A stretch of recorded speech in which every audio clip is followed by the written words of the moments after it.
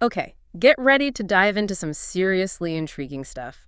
You sent us a bunch of sources about Nibiru, Planet X, and, wait for it, a potential second sun. Oh, wow. We're talking ancient prophecies, NASA conspiracies, and maybe even a touch of doomsday prepping. Sounds like a wild ride. Buckle up, because it's about to get interesting. I'm ready. So the main source you sent is this article in Greek. Okay. The title is, let me see if I can get this right, Apollos tis NASA proedopeia kidati Nibiru kaitis suntechis tu anachis ti atia.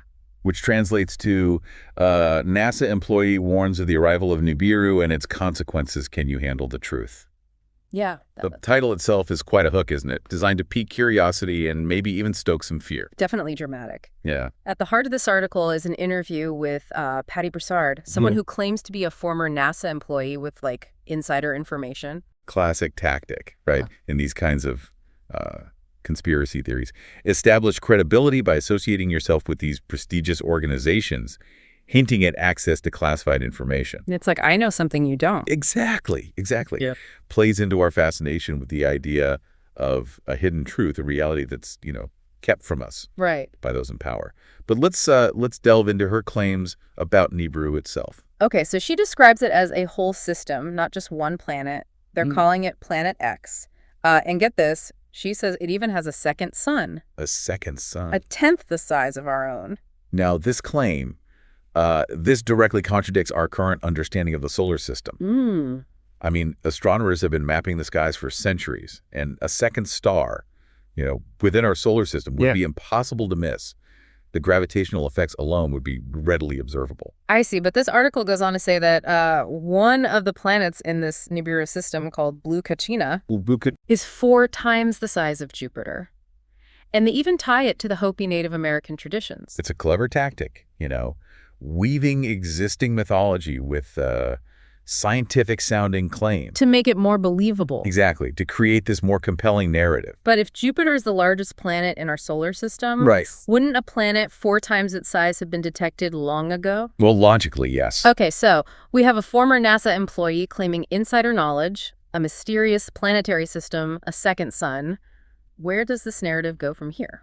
It wouldn't be a Nibiru story without some doomsday predictions. Oh, here we go. Buckle up. Okay, I'm buckled. Brassard claims that November will bring planetary disruptions, with Nibiru's gravitational pull wreaking havoc. Oh, no. On Earth's rotation, messing with the magnetic field, causing all sorts of chaos. And she even mentions these specific events, like the construction of telescopes in the Atacama Desert in Antarctica. Right, weaving those real scientific endeavors into the narrative. To make it sound legit. Exactly, to add an air of legitimacy. But while the Atacama Desert and Antarctica are ideal locations for telescopes, due to the clear skies, Makes sense. minimal light pollution, these projects have, nothing to do with Nibiru. It's a fascinating blend of reality and speculation. Right? She even ties Nibiru to the chemtrail conspiracy, Oh, there it is, the chemtrail conspiracy. claiming they're trying to obscure the second sun. A classic example, of how these unrelated conspiracy theories get interwoven Right. to create a larger, more compelling and ultimately more alarming narrative. Right. And of course, no doomsday prophecy is complete without Right. a government cover-up. Of course. The article suggests that authorities are aware of Nibiru and the impending doom, but they're keeping it secret. To protect who? The elite, The elite, of course. who are prepping underground. Classic element, right? Yeah. This idea of a powerful, secretive group controlling events, manipulating information, taps into our primal fear of the unknown and our distrust of authority. To add another layer, this article claims that the 2012 doomsday hype was a deliberate distraction. Distraction. A test run to gauge public reaction and ensure complacency when the real threat arrives. Clever, right? This allows conspiracy theorists to explain away those past failed predictions while maintaining that sense of urgency and impending doom. So it's like hitting the reset button on the prophecy clock. Yeah, exactly. So we have a story filled with dramatic claims, dire warnings. Where's the evidence? That's the million-dollar question, isn't it? Yeah. The article mentions proof of Nibiru in a YouTube video, but a YouTube video is hardly a reliable source of scientific information. Right. We need to rely on, peer-reviewed research, verifiable data, observations from reputable scientific institutions. And when we look at those sources, there's absolutely no evidence to support any of this. Right. It's a compelling story, but ultimately... Fictional. Yeah, fictional. However, even though the claims themselves lack, scientific basis, this article, it reveals a lot about how misinformation spreads. Right. And how, fear, uncertainty, that desire for simple explanations can make people susceptible to these narratives.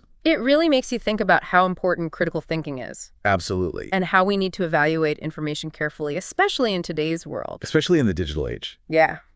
Now, moving beyond this specific article, you've also included some sources about the ancient Sumerian civilization. Oh, yes. And their supposed knowledge of this mysterious planet. Okay, so this is where we go back in time, right? We're talking about the Sumerians and their belief in these powerful beings called the Anunnaki, who supposedly came from Nibiru.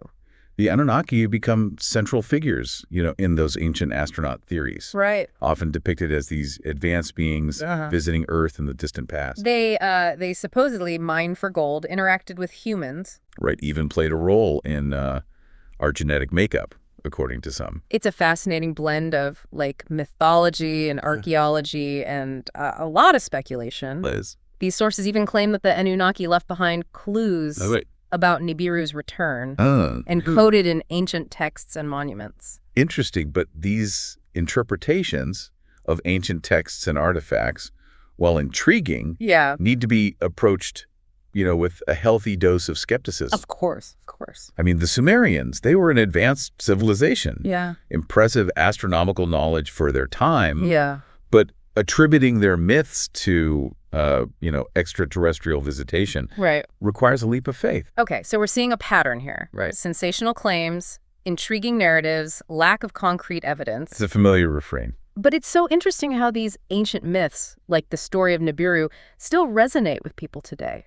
Well, why do you think that is? I don't know. Why? I think it stems from, our innate desire to understand our place in the cosmos. Right. These stories offer a sense of mystery, a connection to a distant past, perhaps even a glimpse into a future, that's both terrifying and alluring. Yeah, I guess that makes sense. Right. It's that pull of the unknown. Absolutely. So how do we reconcile our fascination with the unknown, with the need to think critically and, be responsible with information? That's the challenge we all face, isn't it? Yeah. In a world awash in information, both accurate and misleading. That's for sure. It's a balancing act, between curiosity and skepticism. Right. A journey of exploration guided by reason and evidence. Very well said. Thanks. Now, in the next part of our deep dive, we'll examine some other sources you've gathered, which offer a different perspective on the Nibiru phenomenon. Sounds good. And delve into the psychology and social dynamics that contribute to the spread of conspiracy theories. It should be a fascinating exploration of how these beliefs, take root and evolve and influence our perception of the world. Me neither. It's amazing how this Nibiru story, even though we know it's not scientifically credible, has managed to kind of weave itself into all these modern anxieties in popular culture. Yeah, you're right. It's like it adapts. It changes to fit different fears and beliefs. So we debunked the specifics from that Greek article, but what other forms does this Nibiru myth take? Well, that's what makes it so fascinating and potentially dangerous, right? It's not just confined to ancient aliens and doomsday prophecies. The Nibiru narrative has been linked to things like climate change, political conspiracies, economic collapse, even societal unrest. So it becomes this kind of catch-all explanation for anything global that's unsettling or hard to understand. Exactly, and that's where the real danger lies. When we're faced with these complex issues, it's tempting to look for those simple explanations. Sure. But attributing everything to some external force, like this mythical planet, it prevents us from really engaging with the complexities and finding practical solutions. It's like saying climate change is inevitable because of Nibiru, so why bother changing our behavior? Precisely. It fosters the sense of helplessness and apathy, which, benefits no one. Real-world problems require real-world solutions. Of course. And that starts with understanding all the factors that contribute to them. So how do we help people break free from these narratives, especially when they're so entrenched online?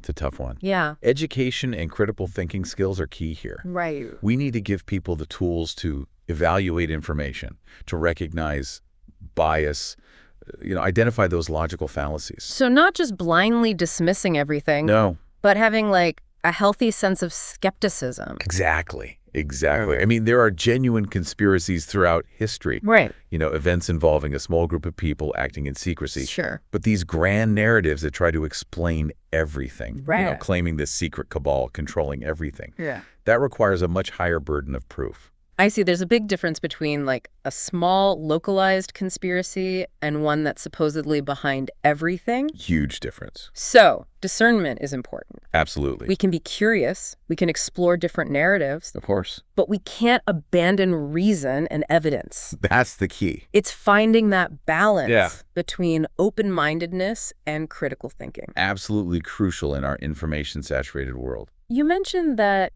even though these beliefs might not be based in reality, they can have real consequences. Oh, absolutely. While we've been talking about how they distract from those real-world problems, right. There are actually cases where belief in these doomsday prophecies has led people to make some drastic decisions. Oh. With negative, sometimes even tragic outcomes. So it's not always just harmless speculation? No, unfortunately not. It's not common, thankfully. But there have been cases of self-harm or harm to others. Wow. Based on these beliefs. So it underscores the importance of approaching these topics with sensitivity, recognizing that these narratives can have a powerful hold on people's minds. It's a good reminder that behind every belief system are real people, grappling with fear and uncertainty, and just trying to make sense of the world. Absolutely. And it calls for compassion and understanding, even when we disagree, right? Right. Our focus should be on helping people find those healthier ways to cope with anxiety. Right. And addressing the root causes of that anxiety. Yeah. Whether it's societal or economic or personal.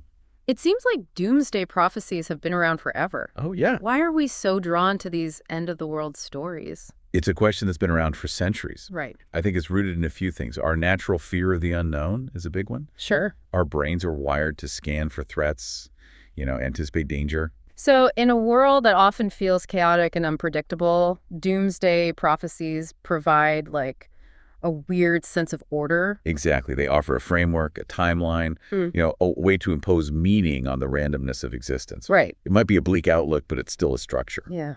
A way to understand events. And if you think the world is about to end, it gives your life this sense of urgency, right? Like a purpose. Exactly. It becomes less about the accuracy of the prediction and more about the psychological comfort it provides. Facing a threat together, even a made-up one, can bring people together. Absolutely. It can foster a sense of community, this feeling of belonging to a group that understands the quote-unquote truth. It's interesting. We're terrified by the idea of the world ending, but also kind of drawn to these narratives.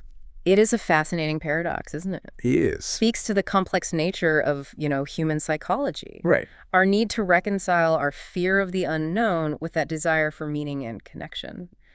We've focused a lot on the lack of scientific evidence for Nibiru, but what about those sources that offer alternative explanations? Oh, yeah, like what the ancients might have actually observed. Exactly. Okay. Some researchers suggest that what ancient cultures saw as a rogue planet or a celestial deity could have been comets, supernovae, maybe even unusual planetary conjunctions.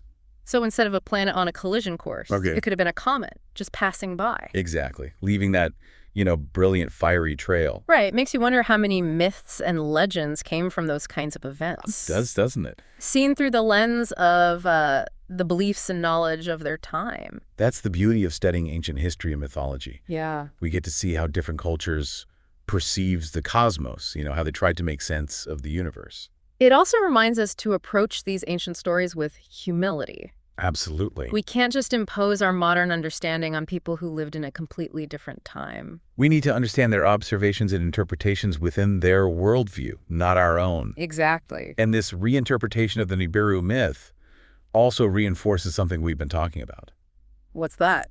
The need to consider all possible explanations before jumping to conclusions. Especially when we're dealing with interpretations of ancient texts. Yes. That lack the kind of detailed records we have today. It's a good reminder that our understanding of the universe is always evolving. Sure. And we should stay open to new discoveries, new interpretations, while always grounding our conclusions in evidence and critical analysis. It's that spirit of inquiry and critical thinking that really pushes science forward. Absolutely. It helps us separate fact from fiction. Yeah. Even when the fiction is a really compelling story. Right, even when it plays on those deeply ingrained human anxieties. Speaking of anxieties, let's move on to those sources that look at the psychology and sociology of conspiracy theories. Okay. Like the Nibiru myth.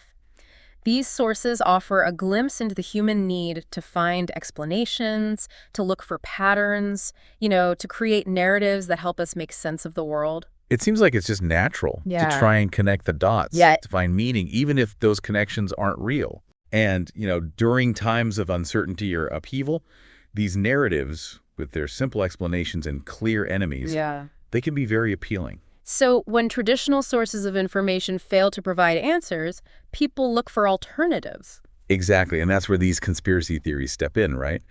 They offer a different lens to interpret events. A lens that often involves hidden agendas and shadowy figures. Oh, yeah, and this feeling of knowing something others don't. Right, a secret knowledge that gives you power. Exactly, and this feeling of being in the know can create a real sense of community among believers. Yeah. Which makes these beliefs harder to challenge. So it's not just about the information itself. No. It's about the social and psychological needs that these beliefs fulfill, right? The need to belong, to have meaning. Exactly. To feel like you have some control in a chaotic world. Precisely, and that's why it's so hard to debunk these theories with just facts and logic. Right, because it's not always about the evidence. It's not. It's about the emotional appeal. Yeah. And the social reinforcement. You're trying to argue someone out of a belief system. That's deeper. Much deeper.